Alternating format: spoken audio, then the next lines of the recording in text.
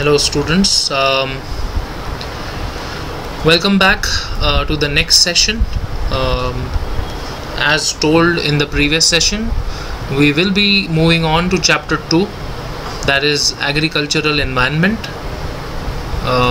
This is what we are going to discuss today. So we're going to see what is the agricultural environment, what is the introduction, what is the meaning and the features, what is the role of agriculture in Indian economy, what challenges are there to Indian agricultural, what is the meaning of rural entrepreneurship, what are the recent trends in agriculture and agricultural business. So meaning and features of Indian agriculture. So see, agriculture is the science and the practice of activities relating to production, processing, marketing, distribution, utilization and trade of food, feed and fiber. So there are a lot of aspects in this. So it's the science and practice of activities. Well, what are these activities? Production. And if you can see at the end, it is written up, 3 words are written with F, that is food, feed and fiber. So production of food, production of feed, production of fiber, processing of food, marketing of food, distribution of food, utilization of food. So ultimately we are basically talking about food, how the food is produced, how it is processed, how it is marketed, how it is distributed and how it is utilized. So basically trading of food. So what are typical features of Indian agriculture?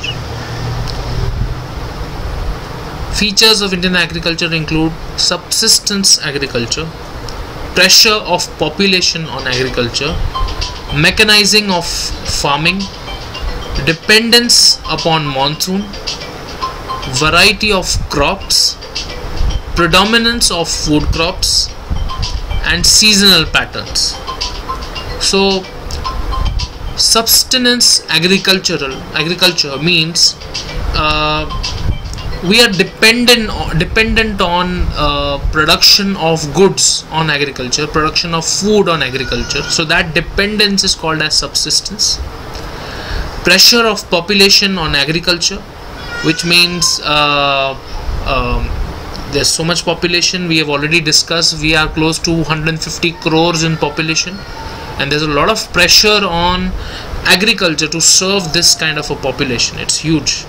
Mechanizing of farming. Farming is nowadays mechanical. We earlier were dependent on human effort. Cattle was needed, and there was a lot of animal intervention, but now machines are there. We have tractors, we have huge machines for farming. There is a dependence on monsoon. We have to depend on this rains. If we don't get rains, we can't ensure proper farming. Again, we have to depend on weather, climate. So all these things are equally important in terms of agriculture. Variety of crops. We can produce rice, we can produce sugarcane, we can produce so many different things. There's a lot of variety of crops. We can produce corn. You choose any food item which can be cropped, which can be produced. Predominance of food crops. So majorly we are looking at food crops. There are some other crops also, like we can talk about cotton, we can talk about rubber, we can many objects which we can produce, but major focus is on food crops because they are easily marketed, they are easily sold in the market, and there is a huge demand for food crops. Then we need to follow the seasonal patterns here in India, that is a Rabi season, a Kharif season. So we need to see seasonal pattern. We need to see which kind of a crop is going to grow in which kind of a season, and based on that we have to make a decision regarding the farming. So these are all the features of agriculture that is followed in India, and these are a variety of the things that we discuss about. We talk about how we are dependent on agriculture, how population is becoming a burden now on the agriculture, because the farming industry, the agricultural industry has to serve such a huge nation with such a huge population, because the requirement, the demand of food is ever increasing because of population, and it is a lot of pressure. Farming is mechanized, we have machines, we have objects. We still depend on monsoon, we'll still depend on rains. We can have variety of crops, we can have food crops, we can have product crops also, but there is still predominance of food crops. People are still focusing on growing food majorly, and we have to depend on some seasonal patterns. So this is the meaning of agriculture and features of Indian agriculture. Now we'll talk about role of Indian agriculture. Now, Indian agriculture has a great share in the national income. If you look at national income, that means the total goods produced by our country constitutes of national income. So if you look at goods produced, agriculture is the major player. Almost 65 to 70% of our national income comes from Indian agriculture. So role of Indian agriculture means how is Indian agriculture participating in the growth and development, economic development of the country by being a part of national income. So we have this contribution by the agriculture in the Indian economy as a major role which they play.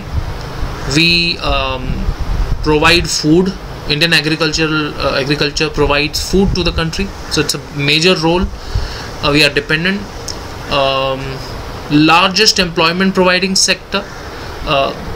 There is huge employment that gets created because of agriculture. If you see that starting from sowing a seed to actually selling the food in the retail market, there's a lot of activities involved. So when you sow the seed, that particular activity also generates employment. When you water the plants, water the crop, that also generates employment. When you grow, or when you actually do the harvesting, that also gives us an employment. When the crop is further cut, okay, then that also gives us employment. And when the crop is actually sent to the market, that generates employment. So this is the largest employment providing sector. So that's why Indian agriculture is very important for us, for our country, for our economic development, growth and development. Most of the industries depend upon the Indian agriculture for raw materials. So let's say we talk about brands like Parle, who's producing a product called as Maaza, or you talk about product like Fruity, Maaza, Fruity. These are mango based products, so they are dependent upon mango, the fruit, which goes as a raw material. If you look at textile companies, they depend upon cotton to go as a raw material. So there is a huge dependence of the industries on the agricultural raw material. Huge market for industrial products,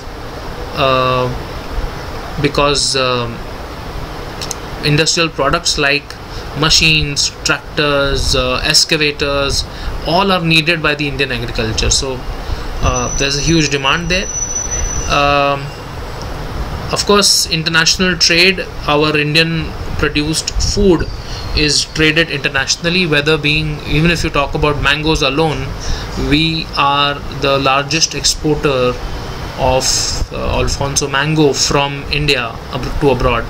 So when we talk about flowers, we talk about many different spices. We are a large contributor to the international trade. and that is how we are there all across the globe. So that's how role of Indian agriculture is very vital and important. What different challenges do we face at Indian agriculture? Agricultural productivity is one of the major challenges, and what determines whether we are agriculturally productive. So when we say agricultural productivity, we are talking about how good we are in producing food or crops, and what determines, what fixes whether our agricultural productivity is good. So irrigational facilities, which means how do we arrange water for farming, how do we arrange water for agriculture. If our water availability is good, that means our agricultural productivity is good. How do we arrange the seeds, the manure and the fertilizer?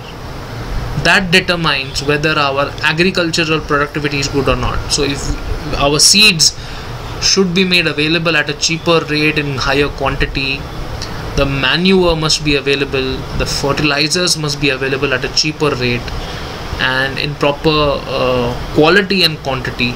All this determines how good we are in producing.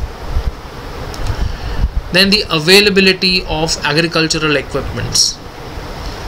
All these could turn out to be challenges for Indian agriculture also. When we talk about irrigation facility, so if there's no water, we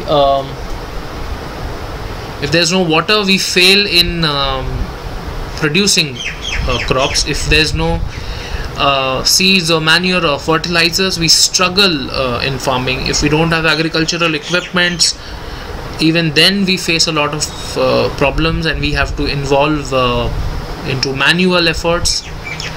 Then scientific cultivation, our understanding of the science, our understanding of how a crop grows into a product is equally important, and this decides whether are we doing a cultivation in a scientific manner, or we are waiting for the nature to decide how the product will grow. Also decides how Indian agricultural productivity is. Then the limitations on land holding. Are we stopping people from owning lands? Are we stopping capitalism to grow? Are we stopping people to grab lands for different purposes? We need to see that. Is there a ceiling? Is there a limitation? Soil conservation. How is our soil protected? Is our soil getting wasted by wrong kind of a production, wrong methods and techniques? All becomes very important, and all is decisive in identifying, in determining whether our land or agricultural productivity is good or not. Once the product is produced, whether we are able to market it pretty well, whether we are able to present it to the consumers in a particular manner or not, again is a big question mark, and we need to ensure that the products are marketed pretty well. And agricultural marketing is one of the challenges that we are facing. Education and research, we also need to see whether our farmers, our cultivators are being educated, have been given enough knowledge about agriculture. Just a moment.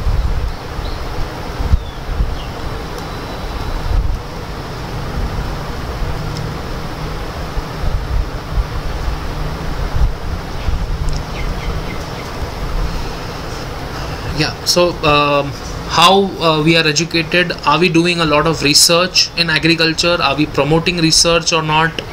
That is also a big question mark. Improvement in breed of livestock. What kind of a livestock we have? Livestock will involve cattle, sheep, all kinds of animals that we used for Indian agriculture. Do we have an improvement in the breed of livestock? Do we have an upgraded livestock or not? Also decides our agricultural productivity. So this is one of the challenges that we are facing in terms of agriculture. What are the factors responsible for low productivity? Why we are not able to maintain a higher level of productivity? So the first is rural environment. We are not aware of what kind of an environment do we have with us rurally. There is a lack of facilities or lack of resources, which is troubling us to move from a non-productivity or a low productivity to a high productivity zone. Again, there is a high land versus man ratio, which means a lot of land is being acquired by men, and that allows a lot of wastage. We are not able to produce very well.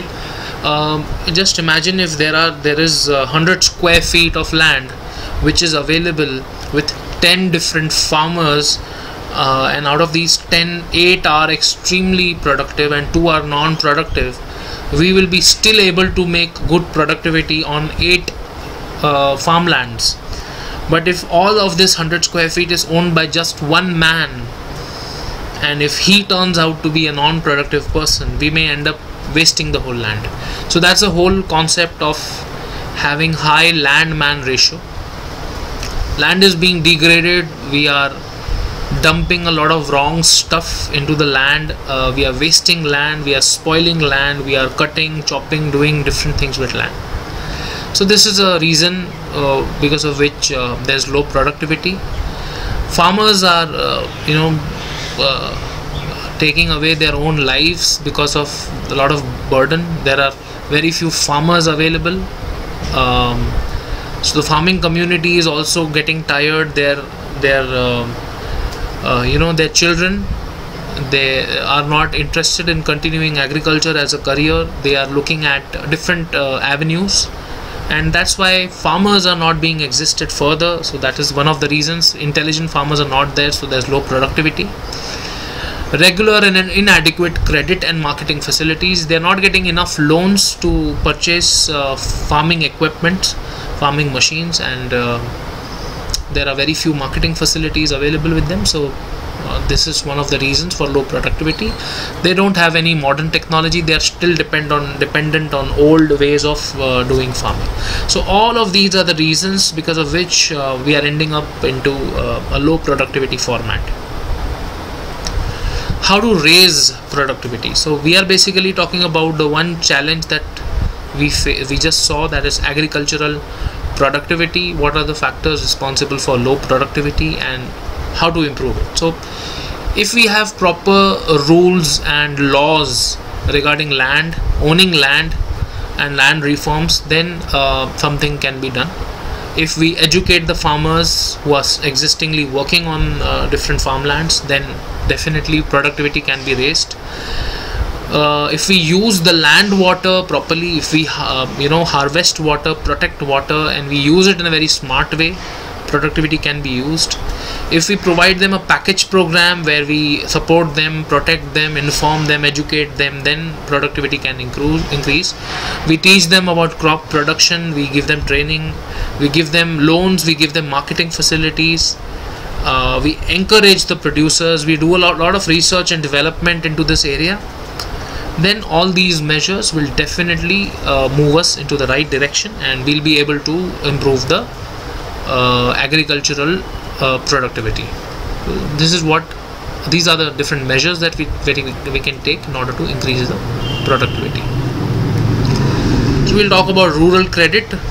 This also is another challenge that we are facing in India. Rural credit means loan, availability of money to the farmers in the right time, in the right amount. That is rural credit. The thing is insufficiency. Major thing is that people are not interested in investing in rural.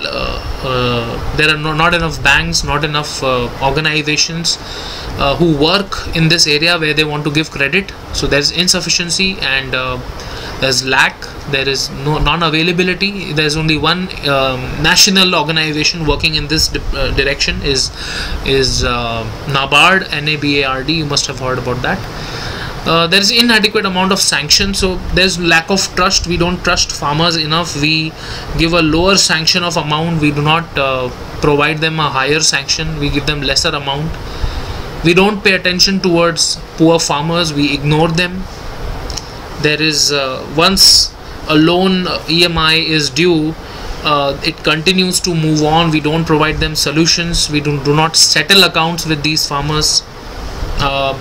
Institutional coverage is not there, which means not a lot of institutions are interested to invest in microfinance or rural credit. Red tapeism, there is a lot of bureaucracy, there is a lot of government rules and regulations, because of which a lot of people are taking advantage politically. The money comes from the top, money comes from the central government, but it doesn't reach the rural people. So these are the problems that we are facing in terms of rural credit, and there is a lot of insufficiency, inadequacy. We don't pay attention towards the poor farmers. There are growing overdues. We allow them to continue to not pay the loan EMI. Not every bank or many banks, important banks, are interested. There's a lot of bureaucracy, a lot of money is issued for farmers, but it doesn't come back to them.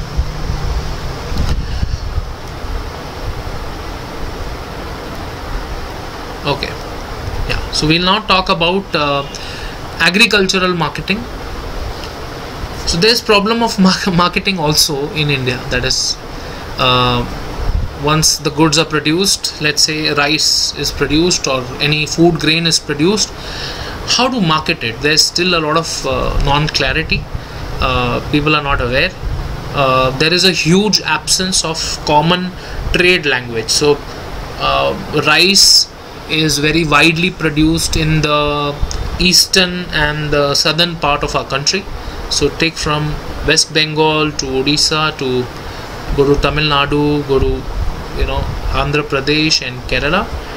These are the major rice producing sectors of our country, but they need to communicate with let's say the Maharashtrian community or the northern community or the western community, and there's no proper common trade language. They don't know how to communicate. Market charges are different. Each state government is levying different charges on different people, so the charges are different. The charges vary. Rural markets are neglected, so any smart trader collects the produce from the farmers from the village and brings it to the urban area, to the city area, makes a lot of money, and farmers end up making not a lot of money. There is a law, there is an act called as Essential Commodities Act. You must have heard about it now because of COVID, and there are different ways under which we control essential commodities. So government is taking advantage of this act, the state government. Then there is infiltration, there is malnutrition, there is a lot of adulteration done. Grading is done in a different manner. There is a proper lack of market infrastructure. Farmers, you must have seen a lot of weekly markets available where they put stalls on the road and there's no proper market available. The whole supply chain gets wasted. There's no proper channel. They don't know where to send these goods to, how to get higher amount for their goods, and there's a lot of problems in marketing. So there's no clarity in terms of agricultural marketing, and we don't know how to bring the goods to the consumer. So this is the farmers are facing this as a major problem. Then rural entrepreneurship. So here we are seeing a lot of rural population who is interested in playing a part in entrepreneurship, which means they want to start their own businesses, they want to start their own ventures. The basic difference between a business and an entrepreneurship is that a business is a regular business, and entrepreneurship is something which is very creative, something which is different, is a solution of a bigger problem. And there are many rural entrepreneurs getting into business. They are willing to start up, but there are some problems like financial problems. So imagine rural people who are willing to start their own business. Where will they get the funding from? Where are they going to get sponsored? How will they manage their financial resources? So in order to run a business, they might require at least say in today's time 5 lakh rupees or 10 lakh rupees to start up, and we don't know whether how long will they be able to survive if they don't get this money. And this is turning out to be a major problem for them. So they are not able to start up, they are not able to sustain, retain, remain because of financial problems. Marketing problems, we've discussed agricultural marketing, but they don't know how to make the product reach the consumer. So they are not aware of what is the right way of making the product reach the consumers. So that's why they are clueless as to how we will take initiative in marketing. They don't know how to sell their product in the market. They are not aware of, they don't have any marketing skills or selling skills. So they require a lot of guidance in terms of improving their entrepreneurship infrastructure. Management problem, they are not aware how to manage the business. They are not in a position to understand the administration part, the legal part, how to set up a business, what are the different permissions, labor laws, how to pay salaries, what is the difference between salaries and wages, and there's too much information which they are not aware about. They are not able to manage, they don't get any employee also. So there's a lot of problems in rural entrepreneurship. And human resource problem, again I just talked about employees, which means they don't know how to hire employees, how to manage employees, how to appoint and pay salaries, and so they are clueless as far as managing their human resource also. So this is turning out to be a bigger challenge for us. We wanted people who are in the rural area to take up this as an opportunity and grow. However, this is turning out to be as a major challenge. So we must know what are the recent trends that are going on in Indian agriculture. There is cropping pattern in Indian agriculture that I was talking about, different season, but there's a cropping pattern also.